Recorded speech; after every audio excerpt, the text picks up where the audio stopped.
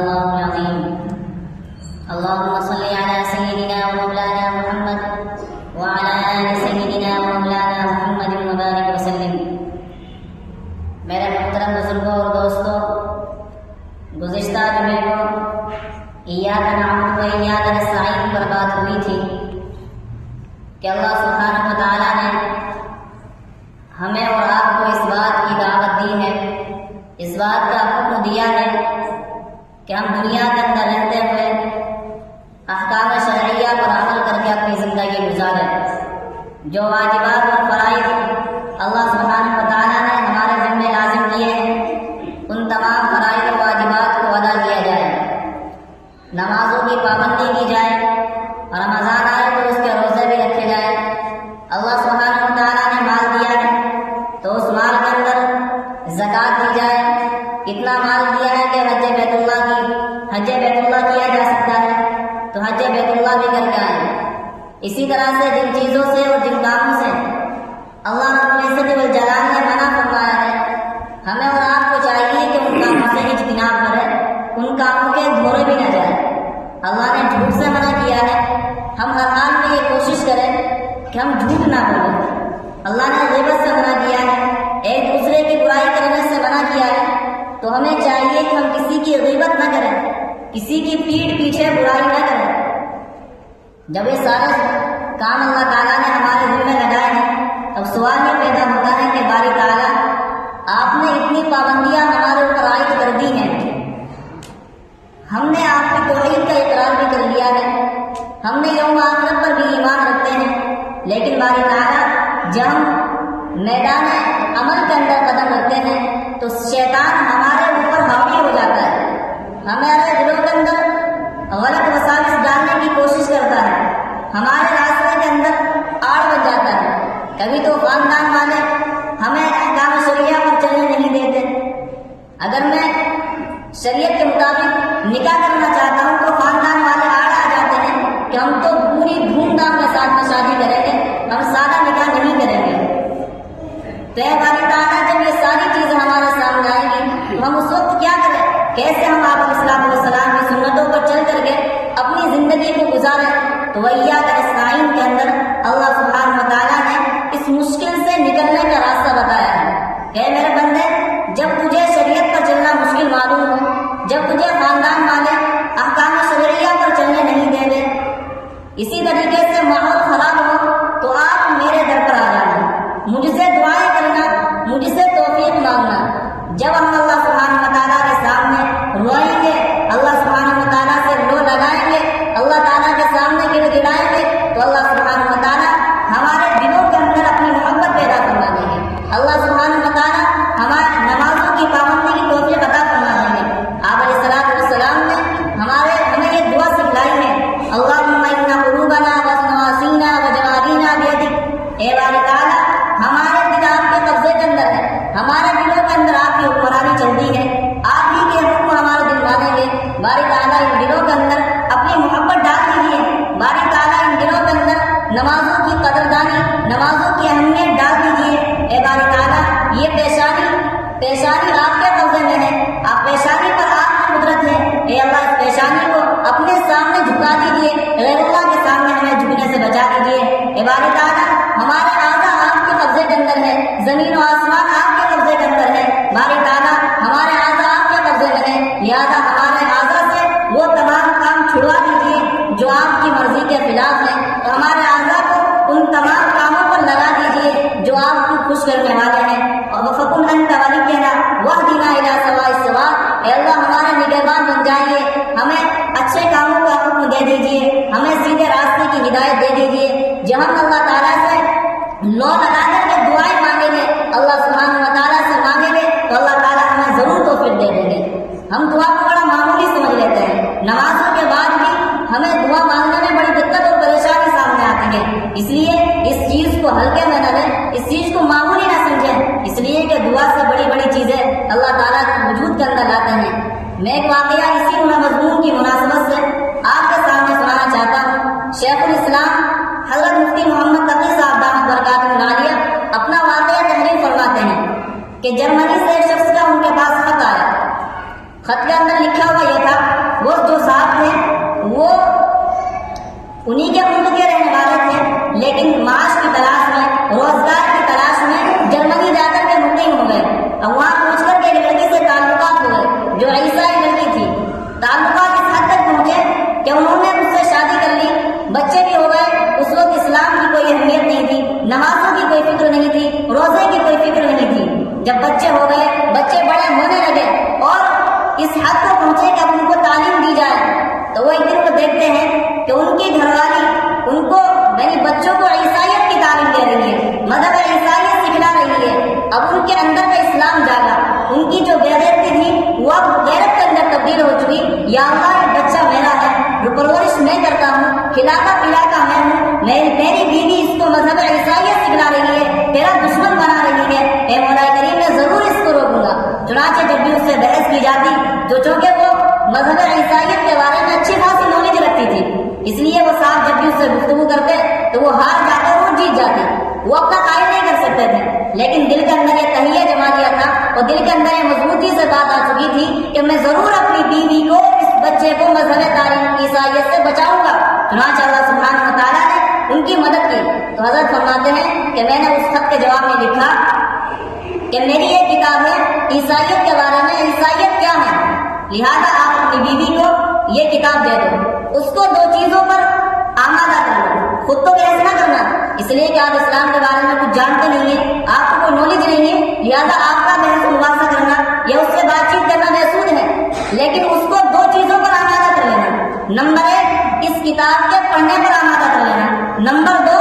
اس سے یہ کہنا کہ میں بھی اللہ کو مانتا ہوں، تو بھی اللہ کو مانتی ہے، لہذا رات کے حصے میں اللہ سبحانہ و تعالیٰ سے دعا کرنا کہ اللہ اگر مذہب عیسائیت برحق ہے اور سچا ہے تو میرے دل کے اندر مذہب عیسائیت پر استقامت عطا فرما دیجیے، اور اگر مذہب اسلام سچ اور برحق ہے تو میرے دل کے اندر اسلام کی حقانیت اور سچائی کو ڈال دیجیے اور مجھے مذہب اسلام قبول کرنے کی توفیق دے دیجیے۔ چنانچہ وہ صاحب لکھتے ہیں، دوسرا خط ان کا آتا ہے کہ حضرت وہ ان دونوں باتوں پر ایک نہیں ہو گئی، تیار ہو چکی ہے، وہ دونوں کام کرتی ہے، لیکن فرق ابھی کچھ نہیں ہوا، جیسی تھی ویسی کی ویسی ہے، بحث و مباحثہ بھی مکمل کر دی ہے اور اپنے لڑکے کو یعنی میرے لڑکوں کو بھی مذہب عیسائیت کی تعلیم دے رہی ہے۔ حضرت نے فرمایا کہ تم اس کو پابندی سے یہ کہنا کہ یہ کام کرتی رہے، کتاب کا مطالعہ بھی رہے اور اللہ سبحانہ و تعالیٰ کے سامنے دعائیں بھی کرتی رہے۔ چنانچہ اس صاحب کا تیسرا خط آتا ہے، وہ لکھتا ہے کہ حضرت آپ نے اللہ سبحانہ و تعالیٰ کو دلیل سے مانا ہوگا اور میں نے اللہ تعالیٰ کو اپنی آنکھوں سے دیکھ لیا۔ ان صاحب نے لکھا کہ ایک مرتبہ میری گھر والی کو ایک یونیورسٹی میں ایگزام دینے تھے، امتحان کے لیے جانا تھا، ساتھ میں بھی ہو گیا۔ جب امتحان سے فارغ ہوئے تو وہی گاڑی چلا رہی تھی، تو گاڑی چلاتے ہوئے اس نے سائڈ میں گاڑی روکی اور اسٹیئرنگ میں اپنا منہ دیا اور خوب رونے لگی۔ میں نے سمجھا کہ شاید دل کی کوئی پریشانی ہے، کوئی دل کے اندر تکلیف ہے، اس لیے رو رہی ہے۔ میں اس سے معلوم کرتا رہا، پوچھتا رہا، لیکن وہ کوئی جواب نہیں دیتی، روتی رہتی۔ جب میں نے بہت اصرار کیا تو اس لڑکی نے کہا کہ مجھے کوئی تکلیف نہیں، بس مجھے کہیں لے جا کر کے اسلام قبول کرا دو، مجھے مسلمان بنا دو۔ اب وہ صاحب کہتے ہیں کہ مجھے اپنے کاموں پر یقین نہیں آ رہا تھا کہ کل تک وہ لڑکی مجھ سے ڈیبیٹ کرتی، بحث و مباحثہ کرتی کہ مذہب عیسائیت پر حق ہے، میں اپنے بچوں کو عیسائیت کی تعلیم دوں گی، میں اللہ کی اور اسلام کی تعلیم نہیں دوں گی۔ لیکن جب اس نے ایک کام کیا، اللہ تعالیٰ سے مانگا اور کتاب کا مطالعہ بھی کیا، تو اللہ تعالیٰ نے اس کے دل کے اندر اسلام کی حقانیت کو راسخ کر دیا اور وہ کہنے لگی کہ مجھے کہیں لے جا کر کے اسلام قبول کرا دو۔ چنانچہ اس نے اسلامک سینٹر جو پاس میں تھا وہاں لے جا کر کے اسے اسلام قبول کرا دیا، اور اب دونوں نماز بھی ادا کرتے ہیں، روزہ بھی رکھتے ہیں اور اللہ تعالیٰ سے کے جو احکامات ہیں ان تمام احکامات کی پابندی کرتے ہیں۔ تو میرے دوستو، یہ واقعہ صرف مکانوں کے مزے کے لیے نہیں ہے کہ ہم نے واقعہ سن لیا اور بات ختم ہو گئی۔ اب ہمیں اس واقعے سے عبرت لینی ہے کہ وہ اللہ جو مذہب عیسائیت کو ماننے والی کی بات کو قبول کر سکتا ہے، اس کی دعا کو قبول کر سکتا ہے اور اس کے رونے کو اور اس کی فریاد کو قبول کر سکتا ہے، تو وہ اللہ جو ہم اور آپ کو امت محمدیہ ہونے کے ناطے میں کیا وہ ہماری دعا قبول نہیں کرے گا؟ اگر ہم اللہ سبحانہ و تعالیٰ سے اسلام کی توفیق مانگیں گے، اعمال پر پابندی کی توفیق مانگیں گے، کہ اللہ سبحانہ و تعالیٰ ہمیں عمل پر کھڑے ہونے کی توفیق نہیں دے گا، ضرور دے گا، لیکن مانگنے کی ضرورت ہے، اللہ سبحانہ و تعالیٰ کے سامنے گڑ گڑانے کی ضرورت ہے، اللہ سبحانہ و تعالیٰ کے سامنے عاجزی اور تواضع اختیار کرنے کی ضرورت ہے۔ ہم دعا کو اور اللہ کے سامنے ہاتھ اٹھانے کو بڑا معمولی سمجھتے ہیں، اس لیے میرے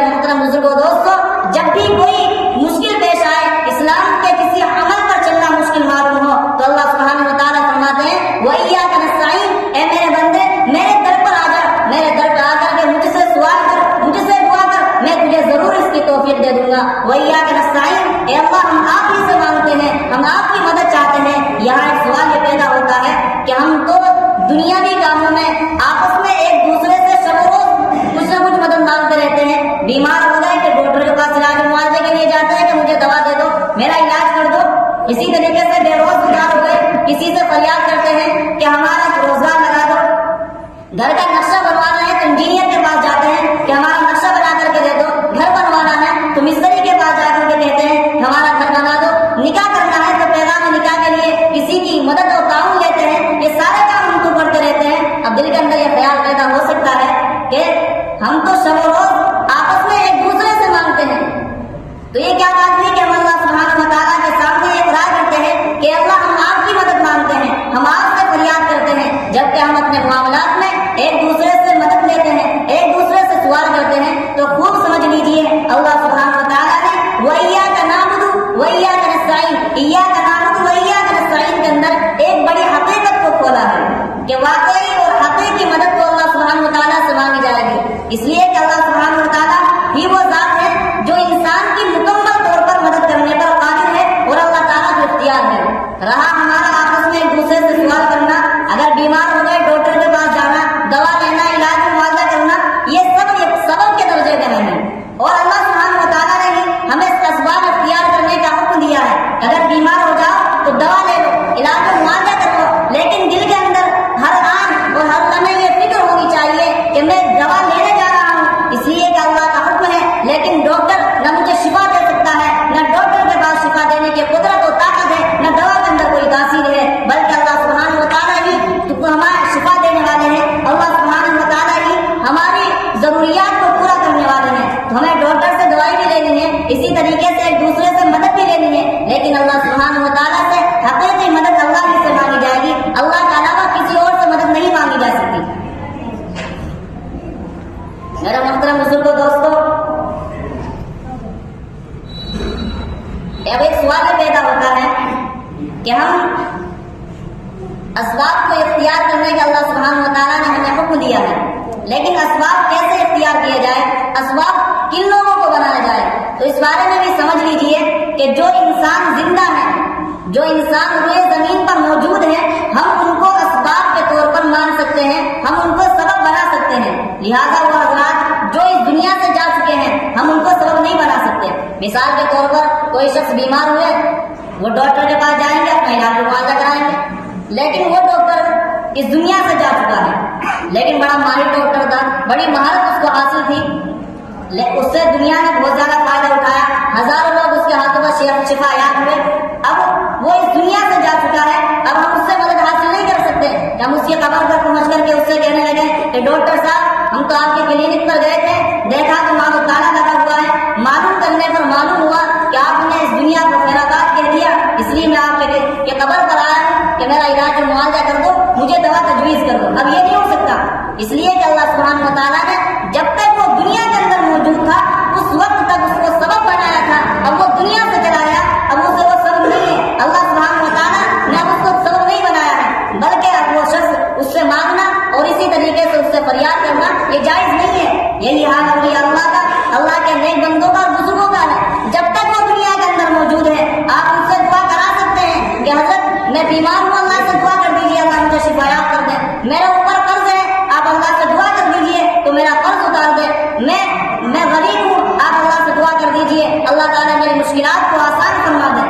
آپ دعا کر دیجیے میں فلاں تنگی کے اندر اور فلاں پریشانی کے اندر ہوں آپ میرے لیے دعا کر دیجیے۔ لہٰذا جب تک انسان موجود ہے اور زندہ ہے اس وقت تک اللہ سبحانہ و تعالیٰ سے دعا مانگ، اللہ سبحانہ و تعالیٰ کے جو نیک بندے ہیں اولیاء اللہ ہیں ان سے آپ دعا کی درخواست کر سکتے ہیں، لیکن جب وہ دنیا سے جا چکے اب ان سے دعا نہیں کرا سکتے، اب ان سے مدد نہیں مانگ سکتے۔ لہٰذا ہمارے جو بہت سے مسلمان ایسے ہیں کہ جو اولیاء اللہ کے مزارات پہ جا کر کے ان کی قبروں پر جا کر کے یہ منتیں مانگتے ہیں کہ اے داتا مجھے شفا دے دے، اے داتا مجھے اولاد دے دے، اے حضرت مجھے فلاں بیماری ہے مجھے شفا دے دے۔ اب اس کی اجازت نہیں ہے، اس لیے کہ جو شخص دنیا سے جا چکا ہے وہ سبب نہیں بن سکتا۔ اس لیے آپ حضرات سے یہی درخواست ہے کہ اس موقع پر ہمیں اپنے اولیاء اللہ کا تعظیم تو لازم و ضروری ہے، لیکن دنیا سے چلے جانے کے بعد اب ہم انہیں سبب کے طور پر بھی استعمال نہیں کر سکتے۔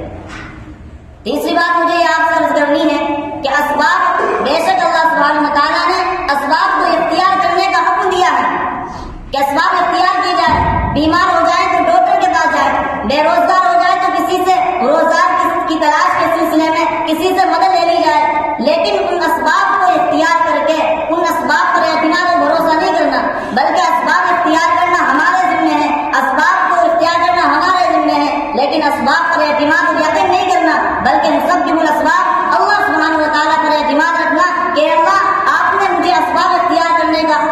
مانا، میں نے اسباب کو اختیار کر لیا۔ آپ نے مجھے حکم دیا تھا کہ میں دوا لے لوں، میں نے دوا لے لی۔ اے اللہ، شفا دینا آپ کا کام ہے۔ آپ نے کہا تھا کہ روزگار تلاش کر، میں روزگار کی تلاش میں نکل رہا ہوں۔ اے اللہ، روزگار دینا آپ کے ذمہ ہے۔ باری تعالیٰ، دکان میں نے کھول دی ہے، گاہک کو دیکھنا آپ کا کام ہے۔ اے اللہ، تجارت کے اندر پیسہ میں نے لگا دیا ہے، نفع دینا آپ کا کام ہے، نقصان سے بچانا آپ کا کام ہے۔ لہٰذا جب بھی سبب اختیار کیا جائے، سبب اختیار کرنے کے بعد سبب پر بھروسہ نہیں کرنا بلکہ اللہ پر بھروسہ کرنا ہے۔ لہٰذا ہم آپس میں جو ایک دوسرے سے مدد مانگتے ہیں، یہ محض اسباب ہے۔ اسباب کا حکم اللہ تعالیٰ نے اختیار کرنے کا دیا ہے، لیکن حقیقی مدد اللہ تعالیٰ سے مانگی جائے گی۔ کبھی یہ اعتقاد نہ رکھنا کہ دوا کے اندر ذاتی طور پر شفا ہے، دوا کے اندر ذاتی طور پر تاثیر ہے، اس لیے کہ یہ تاثیر اللہ تعالیٰ نے پیدا کی ہے۔ دوا کے اندر شفا کی تاثیر اللہ سبحانہ و تعالیٰ نے رکھی ہے۔ آپ دنیا کے اندر دیکھتے ہیں، اللہ سبحانہ و تعالیٰ نے آگ کو پیدا کیا،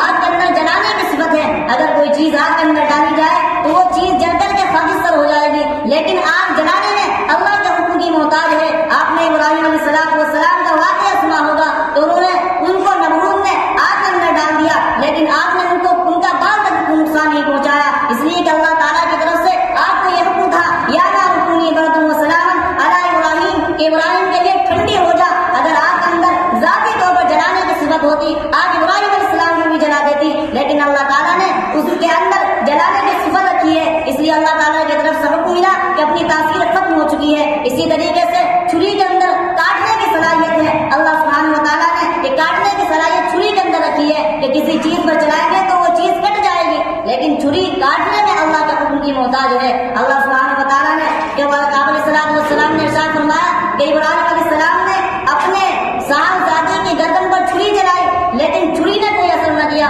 تو معلوم یہ ہوا کہ چھری کاٹنے میں اللہ کے حکم کی محتاج ہے۔ معلوم یہ ہوا کہ دنیا کے اندر جتنے بھی اسباب رونما ہوتے ہیں، ہم جو بھی اسباب اختیار کرتے ہیں، وہ اسباب بذات خود ان کے اندر کوئی تاثیر نہیں ہے، بلکہ اللہ سبحانہ و تعالیٰ نے ان کے اندر صفت اور خاصیت رکھی ہے۔ اگر اللہ تعالیٰ اس کو صفت رکھتے ہیں تو وہ اثر انداز ہوتی ہے، اور اگر اس صفت کو اللہ تعالیٰ ختم کرنا چاہے تو صفت ختم بھی ہو جاتی ہے۔ ان دونوں مثالوں سے یہی ثابت کرنے کی کوشش کی گئی ہے کہ اللہ سبحانہ و تعالیٰ نے اسباب کے اندر تاثیر رکھی ہے، لیکن اسباب کے اندر تاثیر ذاتی نہیں ہے، بلکہ اللہ تعالیٰ نے رکھی ہے تو ہے، کبھی اللہ تعالیٰ ان تاثیر کو ختم بھی کر دیتے ہیں۔ اس لیے میں نے آج کے بیان میں تین باتیں آپ کے سامنے رکھی ہیں۔ پہلی بات تو یہ ہے کہ جب بھی شریعت کے حکم پر عمل پیرا ہونا مشکل ہو جائے کہ اللہ خاندان والے سامنے آ جاتے ہیں، دوسرا نکاح کرنا چاہتا ہوں لیکن خاندان والے سسرال والے ڈنڈے لے کر کے آ جاتے ہیں،